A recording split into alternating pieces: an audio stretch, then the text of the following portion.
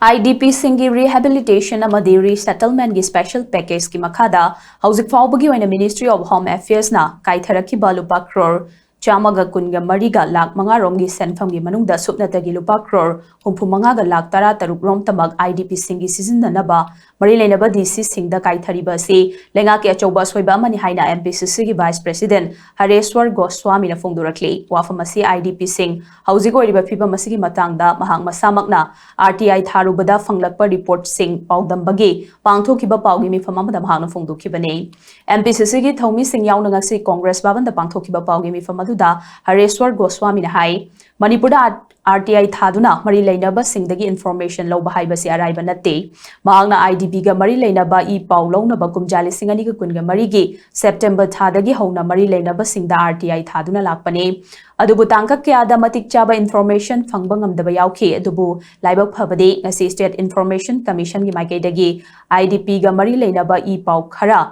Pirakibani haina mahangna fongduki RTI gi paukhumda yauriba IDP singi information singi matangda palladuna mahangna makhatana hai RTI gi khuthangda fangba report ki matungina state asida hokiba March 13 faubada IDP lising yankaini panga Chanipan ga marfunipan lay hairi loinana hokiba March 10 faubada state asida relief camp chamaga humputara mari laybaga loinana pre-fabricated house listing ahum sakre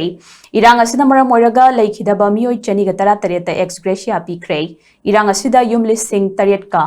chani pan ga mari futaran mari mapung phana akayatoi thokibaga loinana yum listing aniga chatukani futaruk partial oina amang ata thoki hairi amarom the state asida relief camp sing chalaina bagi special assistance ki makhada Ministry of Home Affairs na hauzi faubada lupa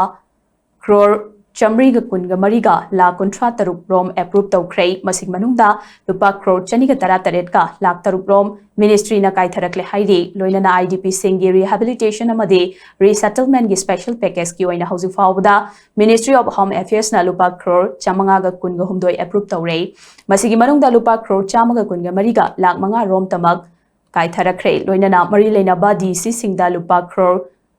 humpu manga ga lak tara taruk rom Kaithokre hairi IDP singi ministry na kaitharaki ba apun basen famdagi yamna tana DC singi kuthangda IDP da lupa crore humpu manga ga lak tara taruk khaktamag kaithakiba si yamdaba mane IDP sing na thengnari ba awaba sing asi yengduna IDP singi phangpham thokpa sing athubada lengang na phanghanbiyo haina mahangna makhata khi ayamana RTI gi sigumba hangai basing asi Department sing na lotion ning bigira pinning da bigira data maintain to da bigira madu made khangidre adu masi ale jale to duna le rakpasi ayagna IDP sing gi matang na thajar pasi shu adu ki matik struggle si yang wana September 2025 tagi hona thajar pani thar matung ji da tai to ga matam da akoi gi reply jong pi da ba address la le mu hire kani chi mu halakani adu gi ate atopa jaga de address kongre mu haini adu da phongre mu haini sum tawdana akhoi tawrokpasina mathang ngasagi paring mayam ji laalaga lakpaduna akonbada mathangdadi akhoi gi hanagi SAPIO High State Assistant Public Information Officer da tharaba matungda kari haina pakhum pirakke hai matumda hujike hariba Home Department asidi exemption tawba koi section 24(4) gi makhada exam to department singi manungda yaw department amo ibana masigi pakhumje akoi gi pibada akoi gi yaroi haidana amung to birakpa